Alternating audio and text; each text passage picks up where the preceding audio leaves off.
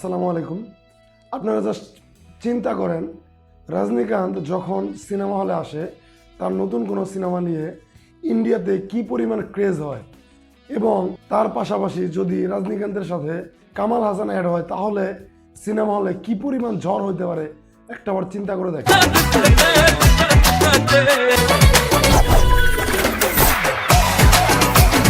যখন রজনীকান্তের জেলার সিনেমাটা মুক্তি পেয়েছিল, সেই সিনেমাটা কি পরিমাণ ক্রেজ সৃষ্টি করেছিল ইন্ডিয়াতে এবং কি পরিমাণ বিজনেস করেছিল জাস্ট জেলার সিনেমাটা, এবং তার পাশাপাশি কামাল হাসানের বিক্রম সিনেমাটা কি পরিমাণ ব্যবসা সফল ছিল জাস্ট চিন্তা করে দেখেন।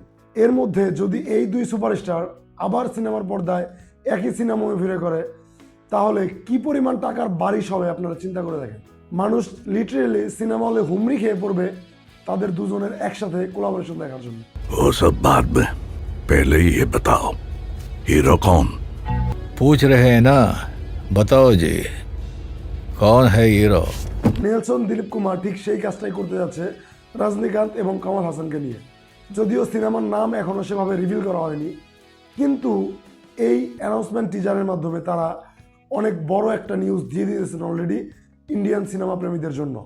এই ভিডিওতে আমি বলে রাখি ভাই, যদি আমার কথা সত্য না হয় সিনেমা রিলিজ হওয়ার পরে, তারপরে আপনারা যা ইচ্ছা আমাকে বলে যান, এই সিনেমা মুক্তি পেলে কমসে কম 1000 কোটি টাকা ইনকাম করবেই করবে। যদি সিনেমাটা বা যদি গল্পটা সামান্য একটু ভালো হয় তাহলেই।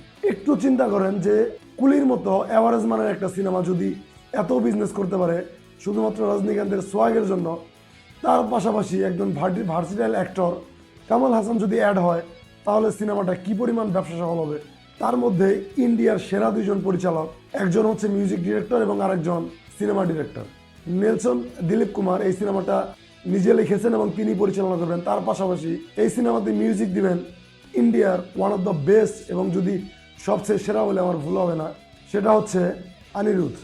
অনিরুদ্ধের মিউজিক এতটাই সুন্দর হয় যে জাস্ট সিনেমার প্রত্যেকটা সিনে সিনে চোখ সরানো যায় না, এবং অনিরুদ্ধের বিজিএম জাস্ট আনবিলিভেবল। অলমোস্ট বেশিরভাগ সিনেমায় তার বিজিএম দেওয়া যেগুলো ব্লকবাস্টার হয়েছে। তার পাশাপাশি নেলসন দিলীপ কুমারের ডিরেকশন ভাবার বাইরে। নেলসন দিলীপ কুমার মূলত অ্যাকশন এবং তার সিনেমার মধ্যে কিছু থ্রিলিং মুভমেন্টের জন্য পরিচিত, এবং বিশেষ করে তার বেশিরভাগ সিনেমাতেই শেষে যে টুইস্টটা রাখা হয় সেটা অকল্পনীয়। তার পাশাপাশি এখানে যে দুজন অভিনেতা অভিনয় করতেছেন তাদের ইন্ডিয়ান সিনেমাতে কি পরিমাণে ক্রেজ সেটা আর বলতে হবে না। যাই হোক, এদেরকে নিয়ে বেশি কিছু বলার নেই, আপনারা অলরেডি জানেন। এবং যারা এই ভিডিওটা দেখছেন দয়া করে সাবস্ক্রাইব করেন, এবং যদি এই সিনেমাটা ব্লকবাস্টার না হয় তাহলে আমার চ্যানেলটা আনসাবস্ক্রাইব করে দিন। আজকের মতো এ পর্যন্তই। সবাইকে ধন্যবাদ। আসসালামু আলাইকুম।